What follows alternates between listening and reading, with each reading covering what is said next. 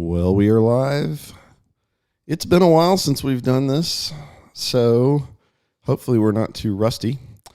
If you're watching this later on, we're talking about basically where we are. It's been a few weeks. A lot of stuff has happened, a lot of awesome stuff that's got us certainly happy and encouraged going into the holidays. But there's a lot to unpack. We're going to do the best we can, and by we, I mean Christie. So the pressure's going to be all on her. But fast forward through, and you can get to where we start talking about everything. But we'll talk about the GA vote, some other stuff that's been filed, why we're still in court. So, yeah, that's kind of what we're going to go through, and, of course, try and answer folks' questions. But, all right, for folks that are jumping on, all right, Christie King, loud and clear. Hey, Christie. So it is a Tuesday. Is it? It's all running together. All run together. So we'll give it a second for some folks to jump on. I know your phone's been blowing up, wondering where you were. Even though we really didn't advertise that we were doing a live today, but thanks for those of you that are here. Hope everybody's having a good holiday season. And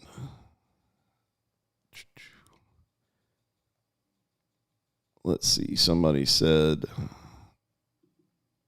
did they ever come back with council meeting today? You mean from executive session? They did. They came back just briefly. They really didn't take any action afterwards, and they kept the meeting extremely short. So nothing happened. You didn't miss anything.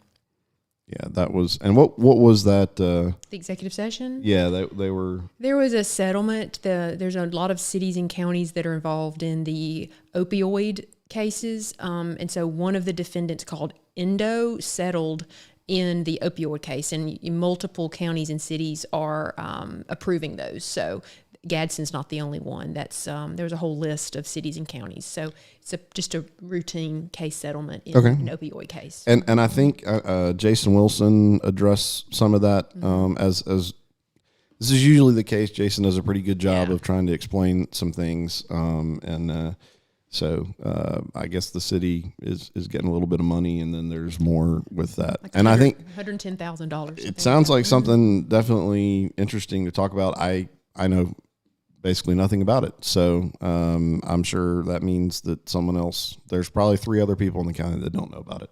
So maybe one day we've got months and months of discussing issues around our county to we jump could in. ask. So Emily Mills was there. She's the attorney who handles that. She may be a good person to ask. She's definitely the expert. Her law firm is the expert in that. They can certainly answer any questions anybody has. So guys, hit that share button for us, and we will get rolling here in just a second.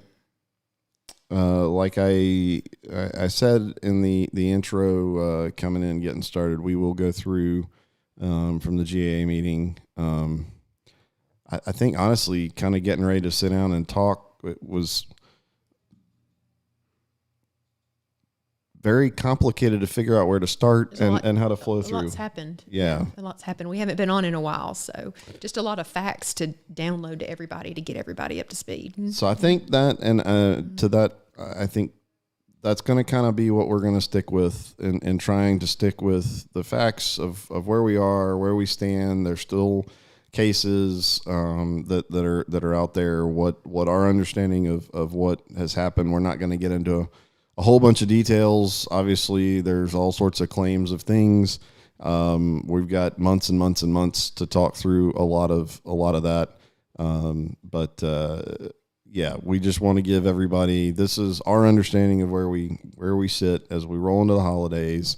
And I will go ahead and I will say we're almost there.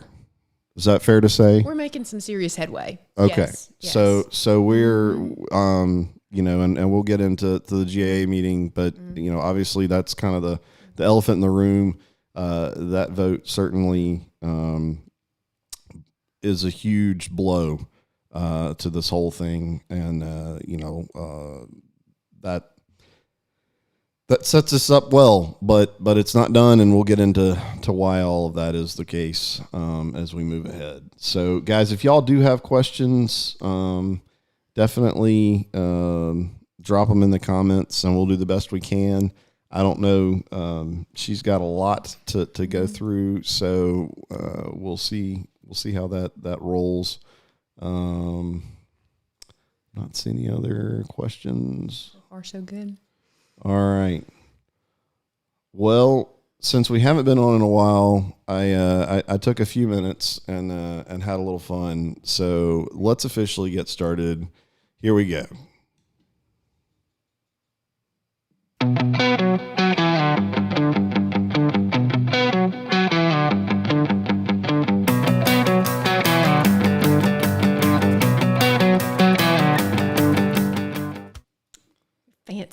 Fancy. Very fancy. Mm-hmm. So she's been asking for intro music for a year now. So that's how quick I am to get jobs accomplished. But so we are going to talk through what has happened.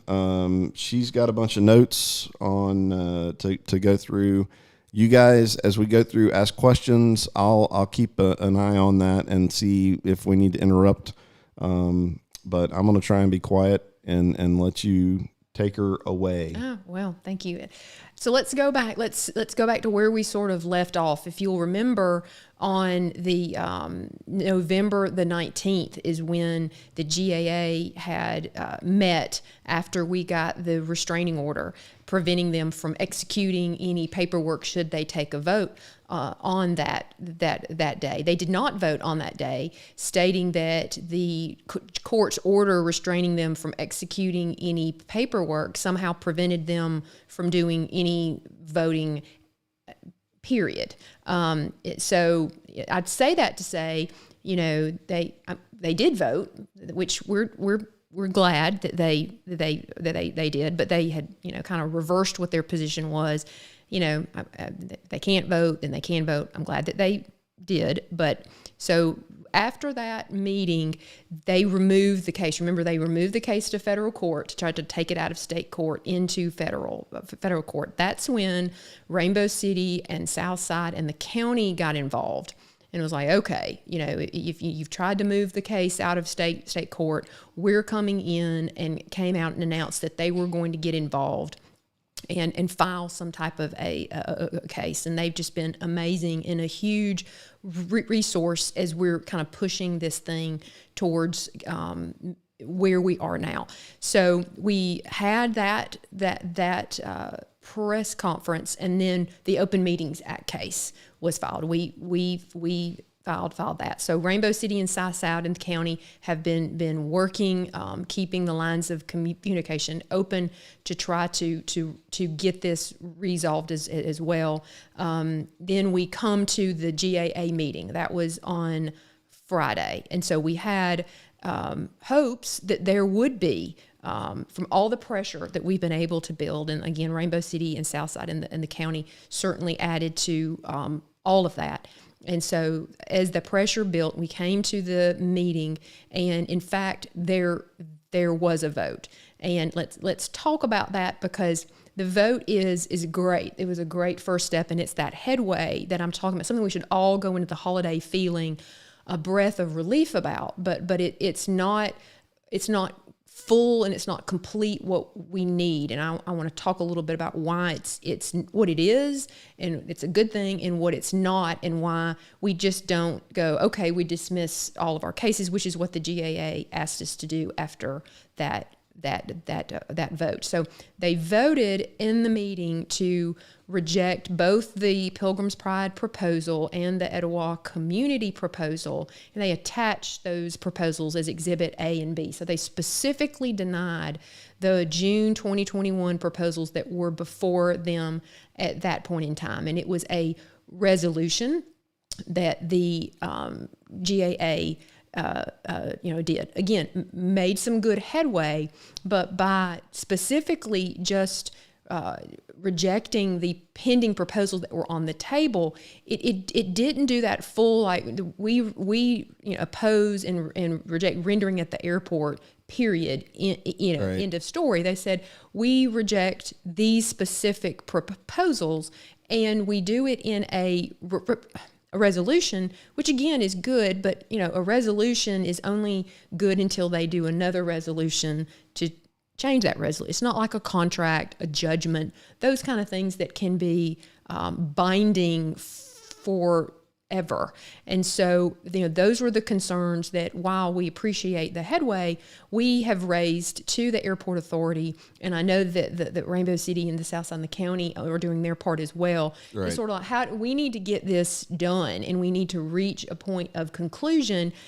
In the press release that the GAA released after the vote, they said that they rejected the rendering is what they have done. They called on the opposition to dismiss every pending court case that we have. And while I can certainly understand why they would try to say that, it's not in a legal position in order for us to dismiss a case, because it's not buttoned up. It's not legally over for the reasons I shared, because it doesn't say no rendering at the airport. They reject those proposals that were in front of them, and it's a resolution that isn't binding. So if we can get those two components cleared up and get something that is durable, that lasts. Obviously, we can't dismiss all these cases that we have pending, or any of them, if just for there to be a opening or a possibility Right. for it to come back, and then we have to refile everything over again.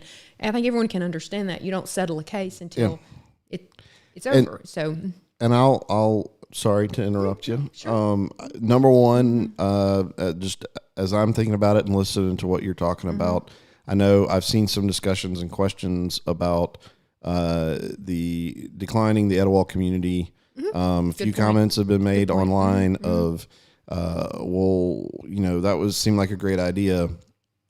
And I think I speak for the whole group in the attitude with which that was all approached. And like, we're okay, that they declined that. A lot of that was, if you're so hell-bent on trying to sell that property, we'll give you a better option. And that's what we did. But certainly none of the people involved in that set forth or were thinking about, how do I buy that land? That had nothing to do with it. And in fact, I think we would all agree that land being developed as part of a whole countywide, master plan, industrial development plan, that makes sense, that has input from everybody, that factors in what could become of the regional airport. I think we would all be happy with that as an outcome. So I know some people were concerned about that, or brought up that, we're fully prepared to execute. And I think it certainly would have been a successful industrial park. But nobody's got their feelings hurt. And in fact, we never actually, we didn't expect that they would. And to share, when we met with the Etowah community group to gather them up to do the proposal to show Pilgrim's Pride, again, if you're hell bent to do this, here's another option. We even said they're not going to accept this off. And that even makes the group even more amazing in what they did. Oh, yeah. All the resources, time and energy and money they put into a pitch, when I told them, like, y'all, just, we're doing this because there will be no stone unturned. If there's any opportunity to stop this, we want to say we did it all. I don't think that's going to happen. And they did it anyway, and were willing to. They, if they understood that if the choice was made to choose them, that they were very ready, willing, and able in order to do all that. So that just makes that group even more amazing, not to mention what they did, the presentation, which was just, I think, a amazing thing for us to be proud of. So, yeah. And let's talk about, now that you've gone down that trail, I think talking about the the reports that we've released from the GAA meeting from Neil Schaefer and the Younger Associates. If you remember, the Airport Authority had consultants that they retained in order to evaluate both of those proposals. It looks like in October, the reports came in, and the GAA had access or reviewed those. And in fact, they discussed them at Friday's meeting, and then Ken Robertson had a copy and said that now they've been discussed and it's in public. Here's a copy. So we were able to obtain those. And they discussed, I forget the exact verbiage, but I mean, they had some deliberation over those at some point. Not in the public eye, but they did. I mean, that's okay. What they said they did. And so, let's go ahead and address. There is a lot of confusion over I think it's the Younger and Associate, or maybe both of them even talk about the fact that the property wasn't the same, that the Etowah community property and the Pilgrims property was not the same. And that was somehow a reason they used to decline the Etowah community offer and said it wasn't good enough, which is, again, I tried to answer this in the comments. A lot of people have asked it, but it's such a long story, it's hard to tell. The intention of Etowah Community was to offer on the exact same property that Pilgrims was offering on. But number one, we didn't have access to the property, or Etowah Community didn't, to have a survey to do. We had to use tax maps in order to do our drawing. So we said our intention is to put it on the same place, but our maps might not have been the same because we didn't have access in order to do all of that work. And number two, Pilgrims moved the plant. The drawing, you remember, we haven't been given all the drawings. They've withheld and filed under seal all the drawings of where the Pilgrims plant was going to be. So what few drawings we had, they later went, oh, no, it's not over here, it's over here. So we thought we were putting it where the Pilgrims plant locate, but we were withheld that. That was information we didn't have. So the idea of using that against Etowah Community and going, oh, well, you don't use it. We didn't put on the same piece of property because we didn't know which property. We bid on the same 88 acres. That was what our project was on. So the idea that it's different property is. And the full 155. We did make an offer. Yeah, we did make an offer on the entire piece. So in reading those reports, they clearly appear slanted. I think Pilgrims the best way. I made a comment yesterday in somewhere on Facebook, but the best way I could describe it is when I look at those reports, and I am no expert, so I say that from a layman's standpoint. It seemed to me like it was a report that says that an apple is bigger than an orange, but it has no context with whether we're trying to make apple juice or orange juice.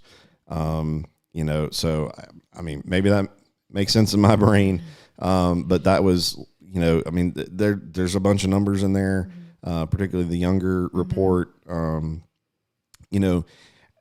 If we went out, and I imagine if Choice extended their operations across the way and went out and spent $100 million on press equipment and threw those numbers in there, there's $100 million investment, although none of that money would go to anyone in Etowah County because no one around here is building the presses that Choice is building.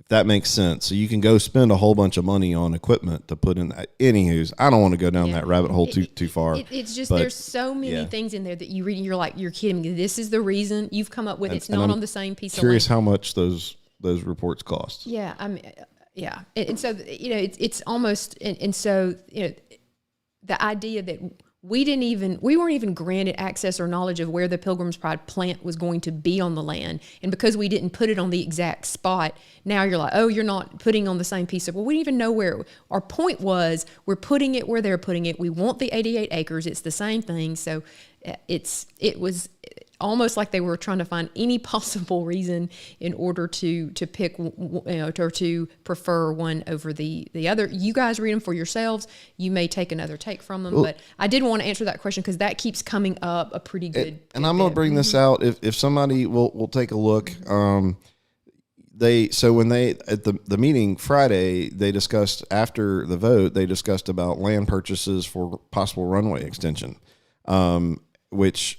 If I'm just trying to picture this in my brain in terms of where it seems like Pilgrims moved If where they moved to was further down, did that impact the possibility of then extending the runways? Which and we can get into. We're going to have some discussions in the months to come about airports and the importance and all the opportunities. We've gotten to meet a lot of great folks from AOPA to actually the ALDOT. The Aeronautics Bureau has reached out, and we've been talking with him. So we can get into, hey, what would be the possibilities if we extended the runway, and what are the possibilities with what we have? But I'm curious if somebody is bored over the holidays and wants to go take a look, or if they know the answer right off the bat, go take a look and see, would that have closed down all opportunity to extend the main runway? But I'm blown away by the people that are reading these. Pam is reading these reports and digesting them, and I mean, just everyone's reading them and asking great questions about it. We're becoming so knowledgeable about this. So but I did want to point that, because it is, people are asking about it because it's so bizarre, and it is. But anyway, that's I wanted to just divert a little bit. So that's sort of the rundown a little of what the vote was at the meeting, what the press release was afterwards, and why you really just can't just dismiss everything. It's not as simple as that. Obviously, we're not going to call this thing complete until it's complete. And while the vote was a good first step towards that, it is certainly not legally a complete result, which we've just fought too hard, and too much is at stake to not make sure that we just don't dismiss it before we know that it's over. And I promise everybody that is. We're not going to leave any door open, so that when we call this thing done, and we can sit here and say it's done, that it's done. So that's where we're. And we've said now for 12 months it's Etowah County, not just the airport. Right. So great, but I know there are people concerned. There's a billion different rumors about them finding another location, and somebody was even talking about the back out at the mega site, which is where it all began. 18 plus months ago, something like that. Right. So obviously running down, and we don't think that's happening. Yeah, go ahead. Yeah, that's not what we. That's not at all. Mm-hmm. And the county is not. That's not what they want to do with that. I think. Yeah. The answer seems to be a resounding not only no, but heck no. All right. So that was the vote. That sets the conditions. That was obviously a huge step. I think definitely it makes it very hard for them anytime soon to undo that vote, but there's still a lot to make sure that, we have seen proven in court that they have lied in GAA meetings before, or at least been deceptive. So, to be frank, we don't trust you. And as you pointed out in some of our discussions in preparation, it's a normal legal practice to make sure that you get exactly what it is that you want. And so the idea that it would be offensive and shocking that we would actually want a finalized button legal resolution, it shouldn't surprise anybody. That's nothing short of what, especially the lawyers. Yeah, I mean, we know how to do that, and so the idea that you know how to do that. The idea that something short of that is something we'd be willing to accept, and of course it's not. So that's what we're working on now. And again, I appreciate the pushing that the Rainbow City, Southside, and the county have added to that effort. So that's, and we see our county, we have been committed. The more and more as this sort of escalates, which is your word on that, Michael, is that, it's seeing, I think that the escalation and everyone getting involved in pushing this, I think is what's moving the dial here. So I'm very encouraged by it. Let me see. I'm going to bring this up. did they announce that they were making them public and then had a problem making them public? If you're talking about the consultant reports, to my knowledge, that was never tried to be made public. The first time that was ever brought out wasn't even really, I guess I would call, an official GAA thing. That was Ken Robertson. I've been asking for them for a while now and haven't gotten them. And Ken was the one that, as soon as Jonathan Welch, I believe, mentioned that the reports have been reviewed and that was discussed in the public meeting, Ken then picks up his copy and says, you mentioned them at this public meeting, they're free game. He put them on the corner of his desk and said, anybody that wants them. So it's because of Ken Robertson that we even have them. And I think that he kind of made it so they couldn't. So as soon as the meeting was over, I kind of snatched them off the desk and left with them. So, and guys, we're gonna unpack, Mm-hmm. one of the core things, and I'll throw this out there. In the renter implant is clearly exposed as a symptom of a very underlying problem and just procedural problems that we have in the way we conduct business around here, and the fact that the reports were never made public, the fact that there were deliberations about them that were not in the public, and that's why we have the Open Meetings Act case. And we'll save that, but I just want to point that out that this is even as we wrap up the rendering plant, there's months more of discussions of a lot of things and a lot of issues that we need to talk about as a community. And certainly as we go in hot and heavy into election season, though it would seem we're already hot and heavy based on the internet that nobody wants to use. All right. So GAA meeting done. Then what next? So we had so as we're pushing towards getting this thing fully and finally done, we had the great news yesterday of the federal court remanding our case back, which we knew was going to happen. We expected that to happen. We're actually working on motions, and Josh here at the firm had it literally almost filed when the order came from the federal court. He had it teed up and ready. When the order dropped from the federal court, they of their own motion just sent it back and went, no, this is local. You don't even have to file anything. Back it goes. Does that happen very often? No, that is when they removed it the first time. We had to file motions to remand. It took a couple months.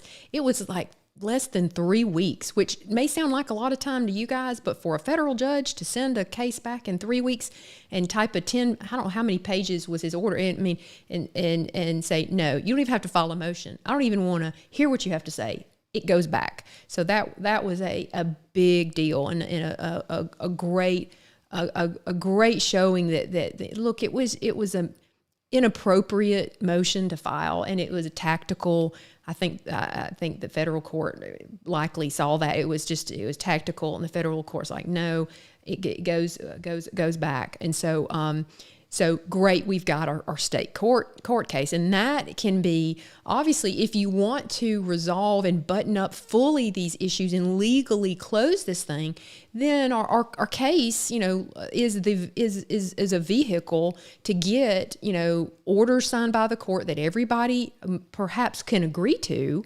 that this gap we have between what we've got and what we need. If truly that's what you mean, if Airport Authority, you meant to completely not have rendering at the airport at all, well, we've got our zoning case back, and we can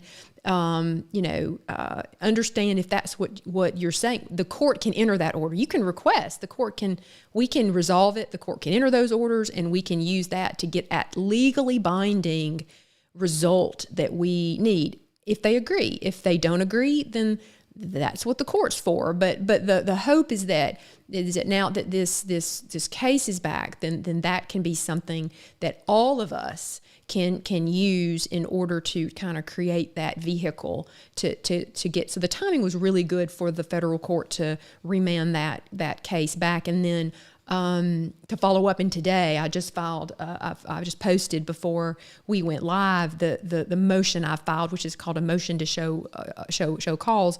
And so we worked on that. The whole legal team worked on that. That was a group effort. I filed it, but it was, Phil Williams and Jonathan Huffstutler and Josh and me, and worked on, what are we asking? We're asking the court to just tell the airport authority and the city to make its position known. We've got the city voting in August that it did a resolution opposing incentives at the airport. We've got the GAA voting just the other week that it rejected these proposals, but it claims in the press release it meant more than that. Well, let's get everybody to the table and Judge, issue an order to show cause. Let's have a status hearing to see where everybody is here. So based on what we saw after the city passing a resolution, any bets on what Judge Day's reaction maybe? Because he kind of drove that. He did that initial. He did. Hey guys, so I guess you're now on board with the other side. Yeah, he did a great job with that. He pointed out in one of the hearings, "Hey, city, you adopted a resolution. Whose side are you on here?" And then we filed another motion. They never answered that question. We filed another motion that the judge hasn't had a chance to rule on yet, going, "Hey, the city never answered that question, Judge. Can you make them answer it?" So this is kind of another follow-up. But now we have the GAA. What's your answer? What's the position? Because now you have these votes where it seems to be that we're kind of aligned, but you're saying we are aligned, but the legality isn't quite there. Let's see if we're all on the same page here and see what that means. And the hope, right, is if the city and the airport authority want it to be, if they mean it, that we meant for it to be fully and completely over, then great. Let's all work together to get something filed with the court in order to achieve that. And so we're asking the GAA and the city to come, and hopefully their position will be, that's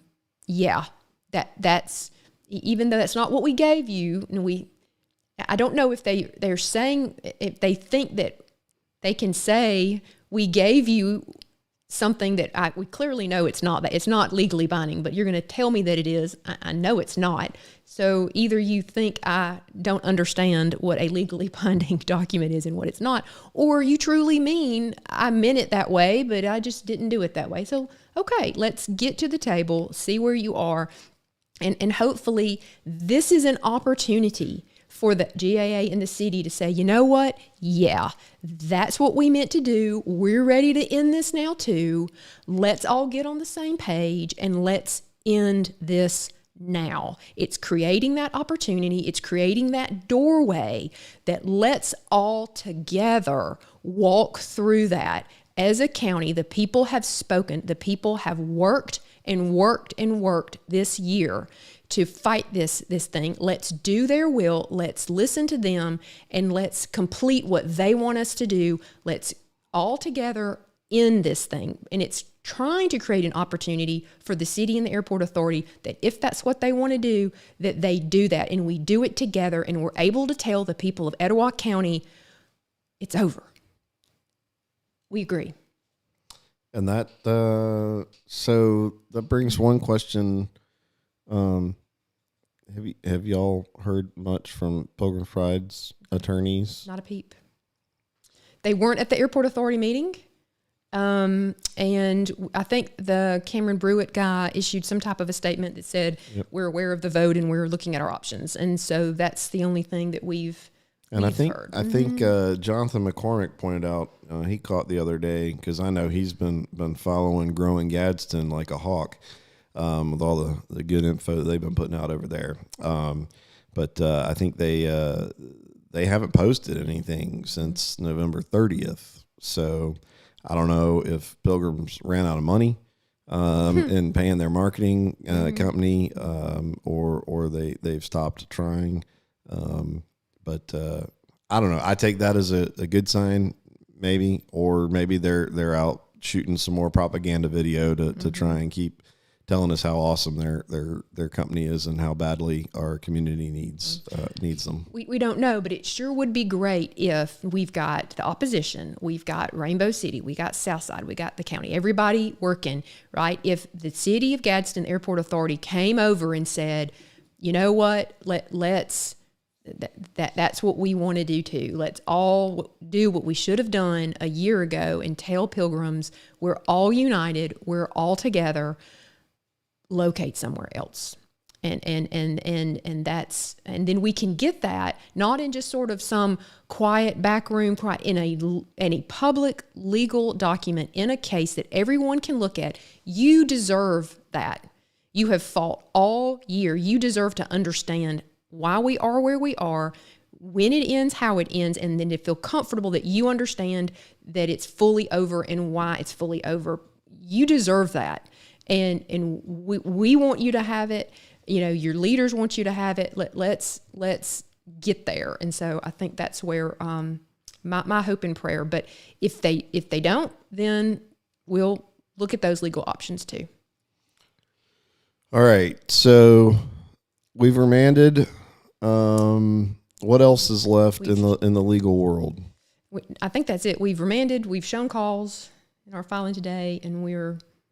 So we're full steam ahead on pushing that. So we've also got the open meetings and the clean water and the open records. That's right. So the open meetings case we filed is their answer's due Wednesday, and then the preliminary hearing is Friday, January 7th at 1:30. I don't know which courtroom it is. When we initially filed it, it got assigned to Judge Steen. We filed a motion to consolidate it to join it in with our open records case with Judge Day. Judge Steen's a wonderful judge. We have no problem, obviously, we don't object to Judge Steen. It's just the open records case has similar, issues, and it just makes sense for the two cases to be combined. Since that case was already there, they may consolidate the two cases. They may not. Either way, we're fine. It just is easier in order to put them all in one. And technically, that open meetings, the open meetings and open records aren't necessarily tied directly to the zoning. No, I mean, they're not. They're standalone. That's right. So they're still. So they still didn't provide the records. I'm seeing a lot of the questions about FOIA requests, and I know still doing that. Are we still submitting FOIA requests to the FAA? Every week. Still getting the FOIA requests in, and that has not been the FAA giving us. I would say the FAA's worked fairly well with us in the circumstances of saying, hey, if you want this information, this is the best process to go through. I would agree. I would also say that Congressman Adderholt has definitely made that nicer as well too. Yes, he's worked very hard to help us to make sure the communication lines are open. So, that is very true. But it doesn't seem like they've been. So we're getting the FOIA requests in. That's just to make sure, what paperwork may be filed, because. If you go back to the 7460s, we're not going to process them, and then until it's over. Yeah, until it's over, we're not assuming anything exactly. So those are two standalone cases saying there's been a violation of the open records law and the open meetings law, and there's still plenty of documentation that we have not received. That's correct. Through all the question about doing more FOIA requests. Now, the open records, that's a continuing thing. So in fact, we've amended the open records case 2 or 3 times because we first filed it without, and then they continued to not provide records. The airport authority started withholding records, so we threw them into the case too. So, we can, just because that's a pending case, those are records that we can continue to ask for. And in fact, we should, the public needs to understand that when they watch these council meetings, the GAA meetings, that they're entitled to this stuff according to the law. So you don't have to wait on a lawyer to do it. You can just ask for it. Yeah. And in fact, I know several of you have gotten very good at submitting very, very well worded FOIA requests. Yes. So yeah, I think, and I'll throw it out there, guys. This is part of the engagement that we need to keep with our government. And I think, I saw a comment that I want to bring up here. That's a good one. The best thing to happen in our community is a Pilgrim's Pride trying to come into our community under the radar with our sleazy politicians. It woke our community up, including myself. Sure did, Philip. I think that is the huge takeaway in a lot of this, and I'm glad you said including myself, because that's me. And so, certainly a year ago, just a hair over a year ago, I never would have thought about, we need to do FOIA requests. Even after the bow is tied and everybody's happy and we can in one voice declare victory over this rendering plant.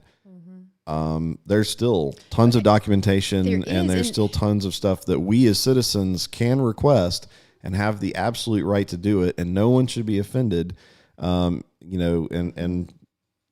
let's do that. I mean, ask for the information. Well, and we like have this Christie practice, said, and we have this practice at the city council, and we saw it at the GAA. The idea that the documents are public after the vote is over. We've got to just, that is not the law. It is, and so these. But we've been told that and we just accept the fact that, I don't get the documents until the vote is over, and even some of the leaders that I talk to just act like, well, that's the law. I'm like, no, that's not. And so we have this misconception here that we've learned that there's just a kind of the relationship between government and the people they serve is just not where it needs to be. And with some of these leaders, they're sincerely just repeating what they've been told or what the understanding has been in place for so many years, but that's not right. So a lot of it is from a fundamental foundational point of view, just kind of rebuilding the relationship that the government and the people have. And that's one of these fundamental things that elections are just going to have to address. And I would highly encourage everyone involved in politics, everyone on a board, everyone for the next several years, if you hear somebody say that's the way we've always done it, then that probably means there's an issue. So, okay, why have we always done it that way? And ask those questions and push back.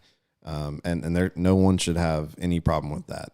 I think we've seen this rendering plant has been such an exaggeration of the issues that it made us all really scared and wake up and pay attention. Well, those same issues, I mean, a lot of the structure of our whole local government has been built by the same people and have been a lot of the same people involved in a lot of other activities.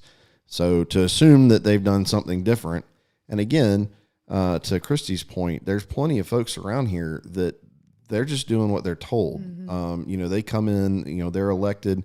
And I know Jason Wilson has talked about this in this process. Like, he's elected to come in and be a city councilman and not expected to be, some fundamental expert on, municipal law.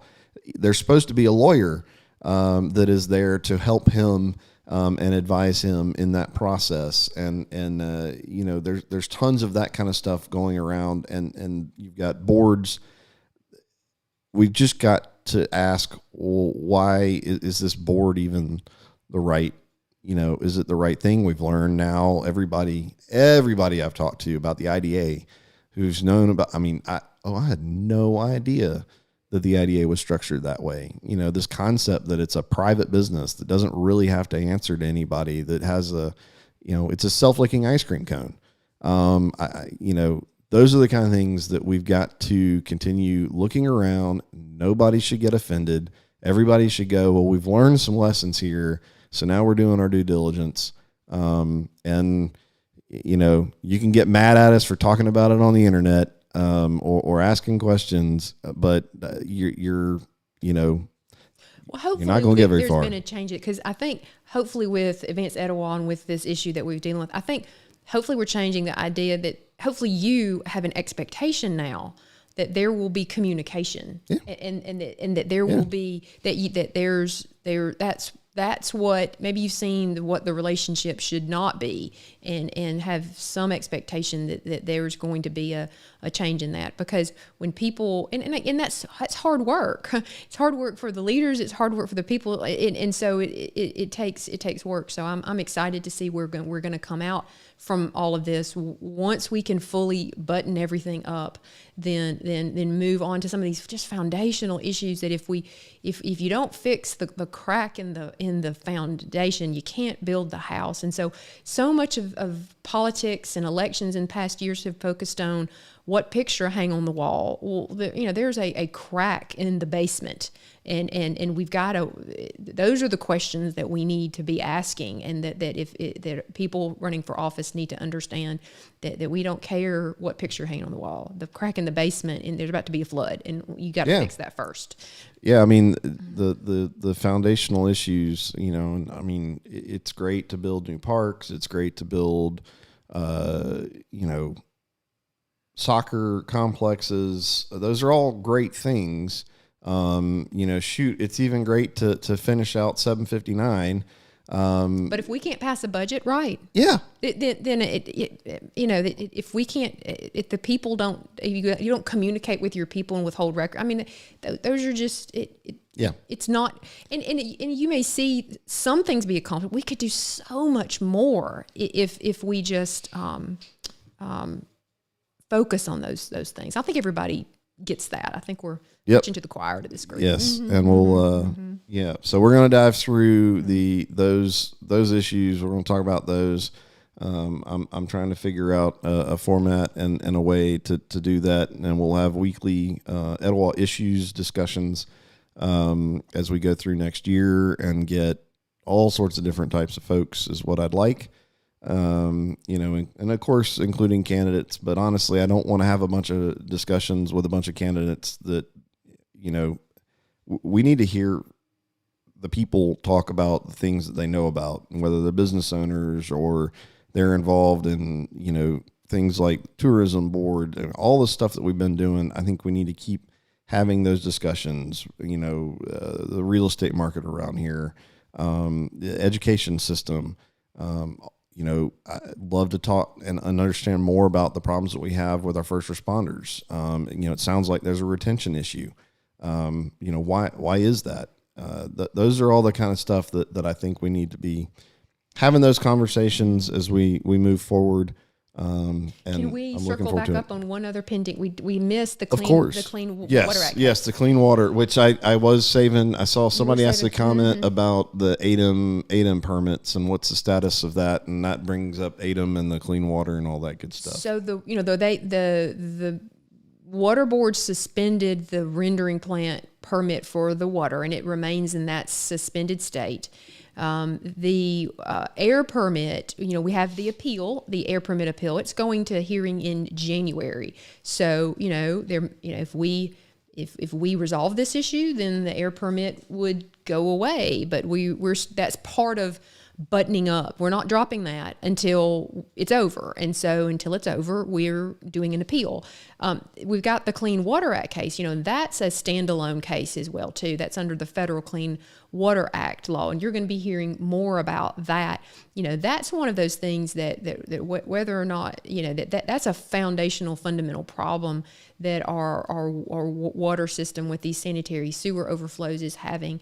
And one of the arguments, it's a problem as is, but part of what the Advanced Etowah's concern was, well, if you hook a rendering plant to an already dysfunctional system where it's overflowing into people's yards and homes, wow, imagine how much worse that would be. But even with the rendering plant not being an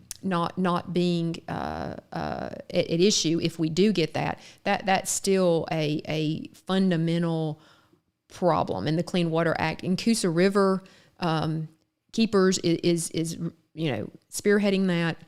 We're just working along with them. The Center for Biological Diversity and Our Children's Earth are the kind of the nonprofit partners that have come together in order to work on that. Justin Overton at Christie River Keepers, I know she's unbelievable. She cares so much about our river and our people, and she is fighting, so hard. She really, really cares that these horrible overflows. She had some videos she got over the weekend over at River Rocks, and y'all, the sewer was overflowing from 8 in the morning until 4 in the afternoon into the Coosa River, directly into the Coosa. There's this video.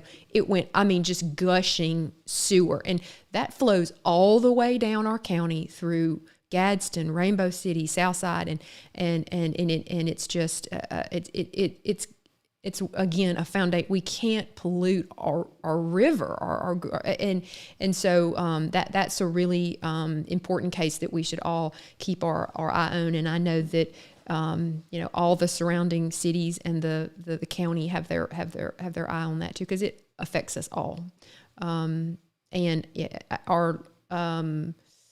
Senator Jones and Representative Lipscomb as well are just as supportive as they can be on this, and so they recognize that clean water is important, and that these overflows into people's homes. No one should have to live in that way. So that's a case to keep our eye on. I'm going to see if I can play this. Yeah, it's just shocking. And I'll see if I can keep our audio on as well and kind of explain some of this.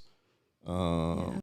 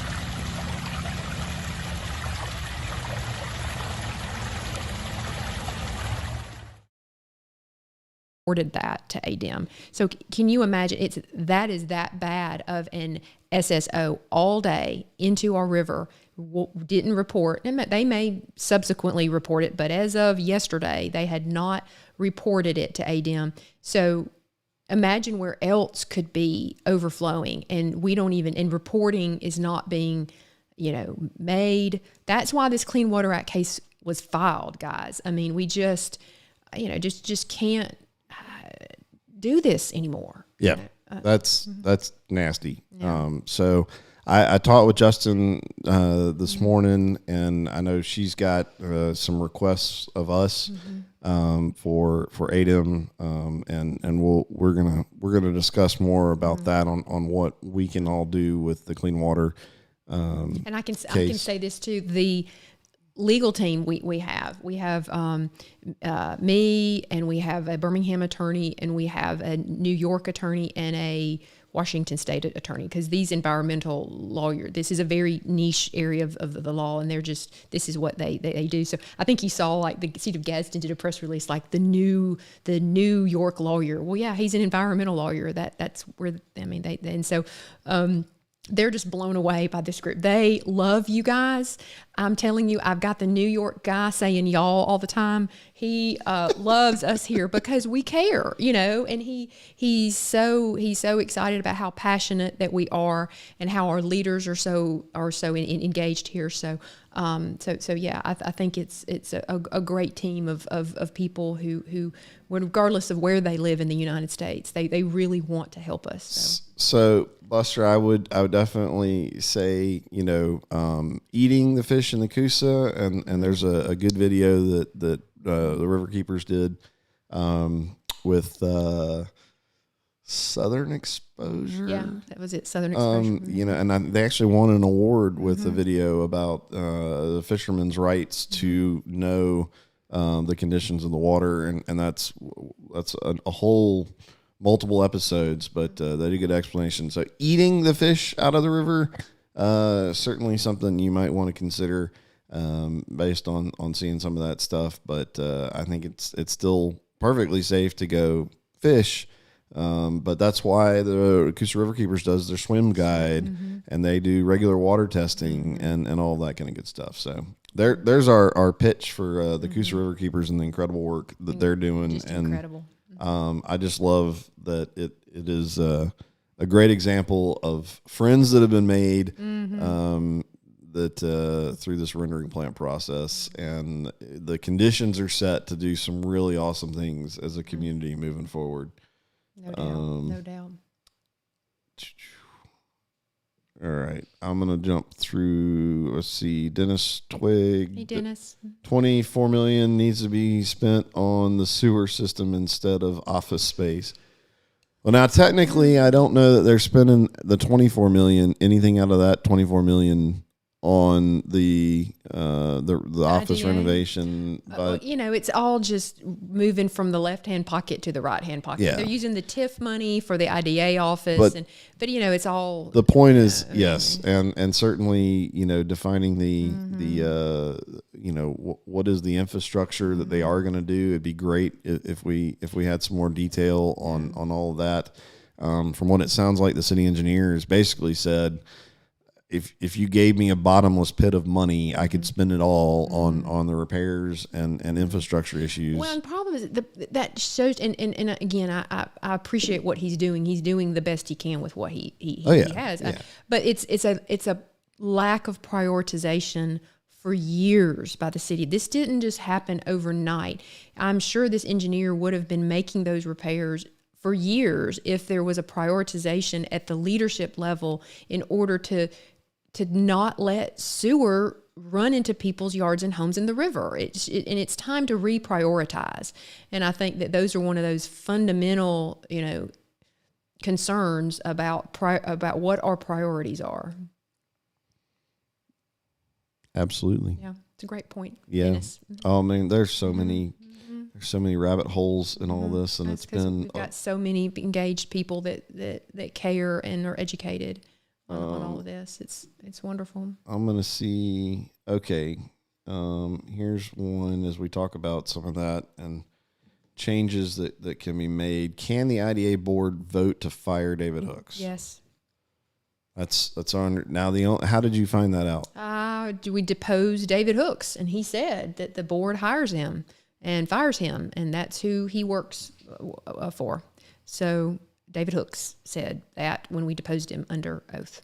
So, and you can go on advanceetowah.com. If you go under the tab for election 2022, I've got the app. It's just additional web pages that'll allow you to access information, and there's a database in there of who's currently on boards. I think I've got it up to date based on the depositions, and then I'm working on kind of a graphic that will actually show all the different boards and all the different names, and highlight some of the overlaps of names. And that's something I'll get out there. It's a really great chart. It kind of visually, we know this board and that, but this is a chart that sort of like says here's all of them all in one, and it's really neat. So. But yeah, can the IDA? Yes, and I very much hope, because they're good people. I mean, looking at the list of the IDA,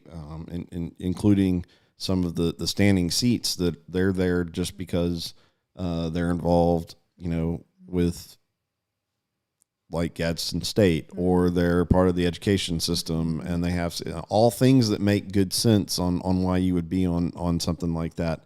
I very much hope that they are engaged in trying to fix, and I would say, and I'm not going to tell everybody how to do it, but the IDA structure's got to be redone, in my opinion. So, whether that's dissolve that IDA and completely redo a new one, in a more appropriate way. But I hope that the board members are talking about that. That I hope they're willing to take action again, as things have escalated. This is just, I just don't see that the IDA is doing anything to actually work to help and benefit the people of Etowah County. If I was a Gadsden taxpayer, I'd be pretty hacked off that my money was going there.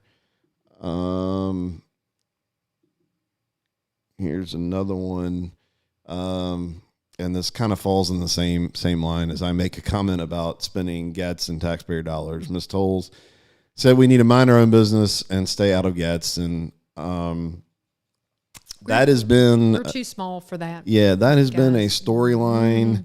That's I don't know if you want to call it rhetoric. That's the most absurd thing I have ever heard in a community this size. I mean, guys, how many business owners in Gadsden live in Rainbow City, or live in Southside, or live in the county, or they own a business in Rainbow City but they live in the city of Gadsden? It's just not, that doesn't make any sense in the community our size, and quite honestly is preposterous. And if you are an elected official in any municipality saying things like that, I live in Rainbow City. If you're in Gadsden and you think Rainbow City is doing things that would impact Gadsden, and if you're running for office in Rainbow City and you're saying Gadsden needs to stay on their side of the street, like, that's absurd. We have to approach it together. I know we've got some mayors out there like Mayor Taylor and Mayor Snyder, and I don't know what the engagement is with all of them. I just know that they're the ones I've talked to the most recently. They're engaged in discussing things like, master plans and engaging together. That's the kind of stuff that we need to have happen. This concept that, Gadsden, look, this rendering plant, it was the width of a street divides what is Gadsden and what is Rainbow City. It's absurd, and quite honestly, I am sick and tired. If you say those things as an elected official, I'm just going to tune you out. Well, you got to think that's the old way of dividing people. That's an old strategy from the, and it makes it so, we're pitted against each other, and it makes it, for a leader point of view, that you're not asking much for your leader, because you're pitting everybody against us against them. It's the oldest political tactic in the book. And so to be fair, it's worked around here, but it's not going to work anymore. And so the idea that we can pit each other against community, against each other, against, this person of one race against another, this gender against another, this economic group against it. It's just not going to. We've seen through this rendering plant issue that we're all connected, and we can't unsee that now. And so that's why what she said might have been something that worked in the past, but it's just not going to work anymore. So it's nice that as Philip was saying, we've woken up and we're just not going to go back to sleep. I mean, hey, if she really wants all of the people that live in Rainbow City that own businesses and earn revenue in the city of Gadsden to pack up and move all their stuff out, I mean, and we can't because we're connected. That's right. And so and don't get me wrong, I'm not suggesting that happen. I'm just saying that's a ludicrous concept. You know, I mean, you got 25 years of practicing law here. In Gadsden. I live in the county. Huge he investment. lives in Rainbow City. I mean, we're connected, so you just can't. It's just that doesn't work anymore. Stop saying it. All right. So this is a long one. Stuck with the GAA, the IDA board for a few more years. Oh, good enough. So no, that's actually Nanny. The sentiment and the hope is that as soon as you get new elected officials, they can change everything. Remember, at any point, I mean, the mayor can fix, I guess. There's some. That's a fair question. Like I was asked today. Well, the GAA has terms, and they have to run out their terms before we can do that. There's obstacles in order to get, but there's ways that if our leaders come together and want to restructure these, that they can, it shouldn't take a couple of years, and hopefully we'll start hearing, and I know that we will, some plans about how to do what are the vision our leaders to be want to have about how that needs to look. And those are some of the fundamental issues about how are these boards gonna work. Mm-hmm. Yeah, I mean, I'll leave it to Lance Corey to lead the charge on a lot of thoughts on I mean, the airport needs to be restructured flat out. I've said that multiple times. This whole FBO structure, and it's silly. If nothing else, it's a highly inefficient way to run the airport, as we've learned, and we're going to get the group from AOPA, which is it's the largest basically pilots association. We've engaged with their basically governmental residential engagement. I forget their name. Basically, that's what they do is go try to engage with local communities, help them understand the importance of aviation. Fortunately, I think we've probably got now one of the smartest communities out there, at least per capita, on the importance of the airport, and those guys love us. They're like, you guys are the most awake about airports than any community. But we'll dive through with them in terms of how to structure, and they said most airports, if you've got a board like that, it's in the bylaws that there have to be a certain percentage of the board members do have aviation experience. A lot of really what I would call common sense principles if you wanted to run something like that. So, that all, and I hope whoever the next mayor and the next city council, that they're thinking about and getting smart on what are the options that we have. Go ahead and, I mean, shoot, we got plenty of great attorneys around here that can help decipher some of the legal stuff. You don't have to wait till you get in there and depend on the city attorney. But how do we restructure that stuff? That's my argument, is it does need to, the current structure of it. I'd love to see that the airport has some representation in some way from all the surrounding municipalities. I mean, Rainbow City's across the street, yet they have no say-so. No mechanism to put their input into planning for an airport. I mean, there's just some simple stuff to me, low hanging fruit, foundational issues that we need to look at. So I don't think we're stuck with everything for years. Stuff created by laws can be uncreated by laws, right?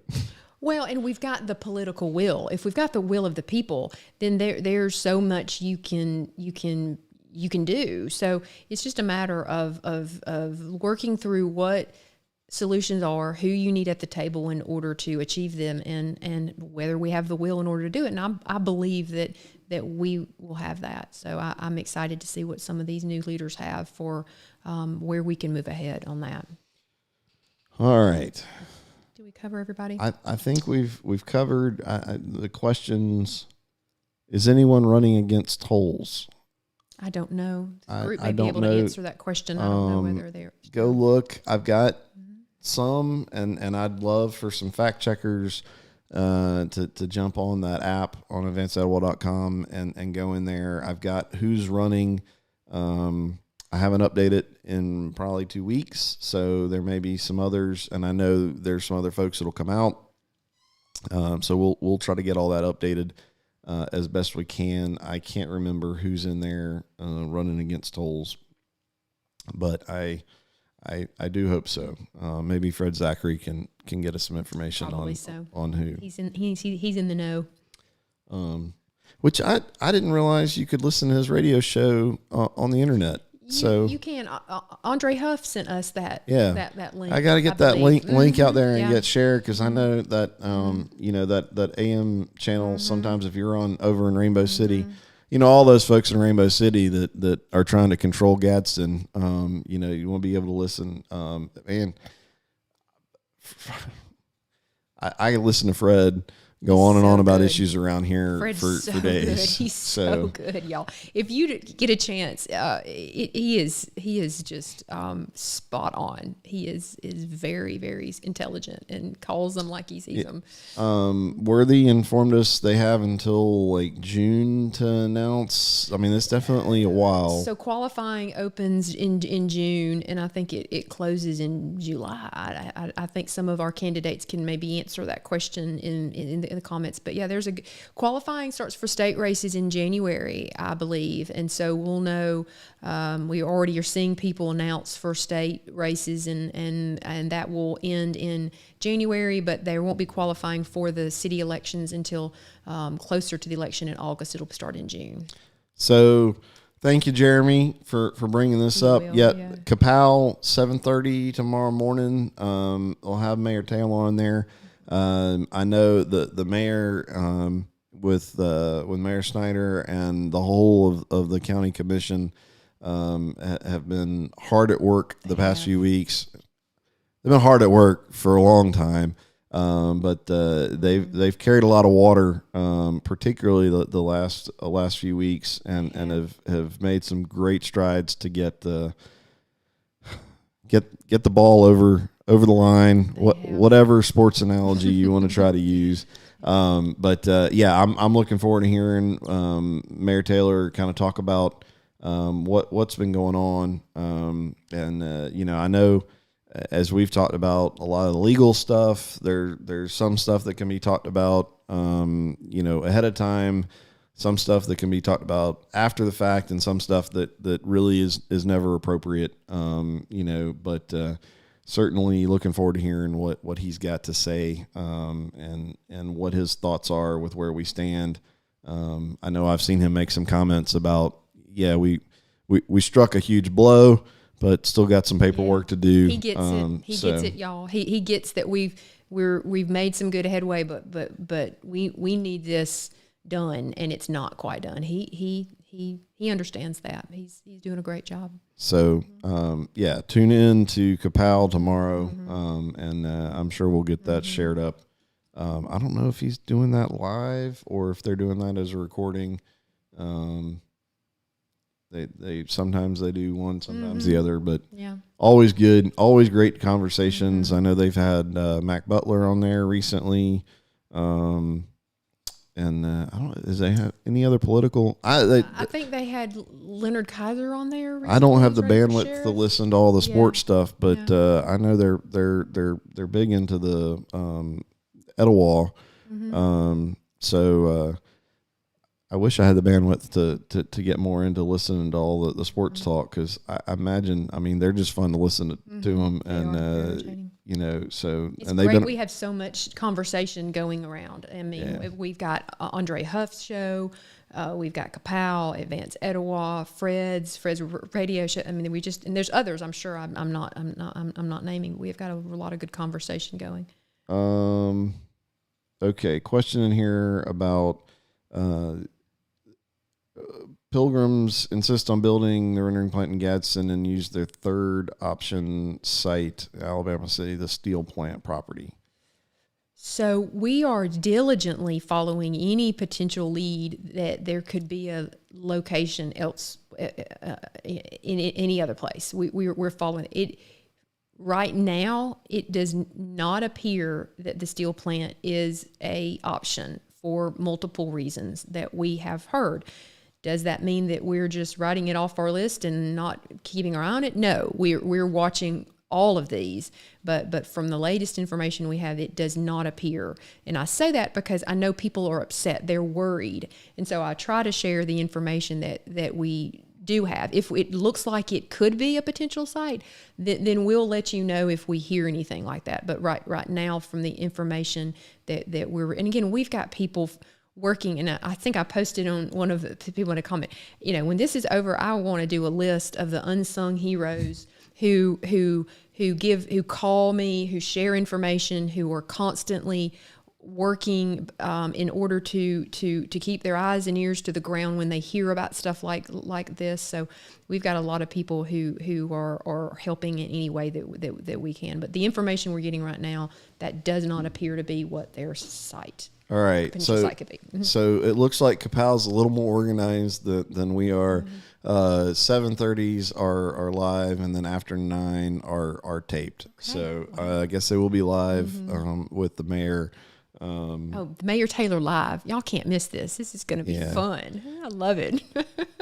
and of course we'll I'm sure have lots of conversations with him. Again.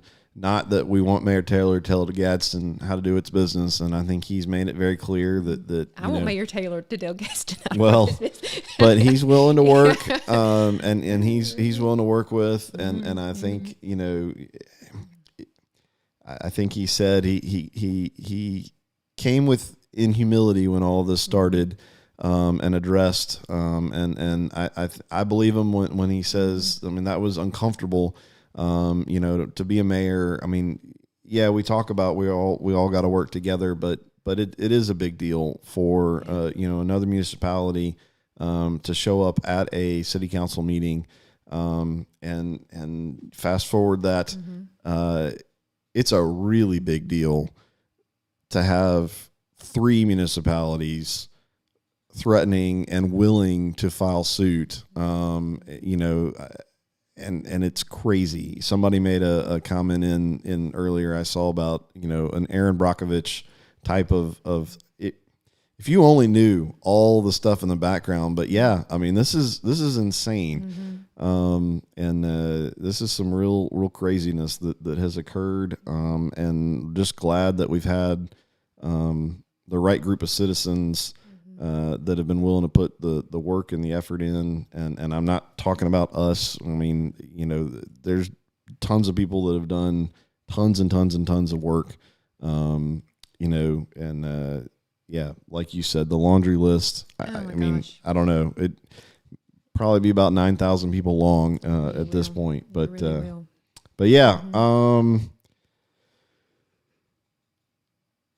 Joe Taylor is cleaning his chimney right now. Okay. I think that's going to do it because I think it's Christmas time. It is. Y'all go have a Merry Christmas. You deserve it. It's been a crazy year, but go away knowing that we're making some headway. It's working. What you're doing is working, and you should be just so proud of what we've been able to do. And people talk on Facebook about, we're doing it. You're doing a great job. That's who's really doing all of this. I've said it over and over, and I'll say it every time. That the only reason we're able to do what we're doing is because of you, and thank you for that. Yeah. We can talk about who wants to take credit for this. It's a ridiculous conversation. Yeah, this is the people. The who's really carried the water. It has been the thousands that have stayed engaged through this entire year. Trust me, no politician cares unless there's a ton of people that are willing to put the effort in. Again, props to Congressman Adderholt, for example. But, obviously he cares a ton because a bunch of us care a ton. It's just the way politics works.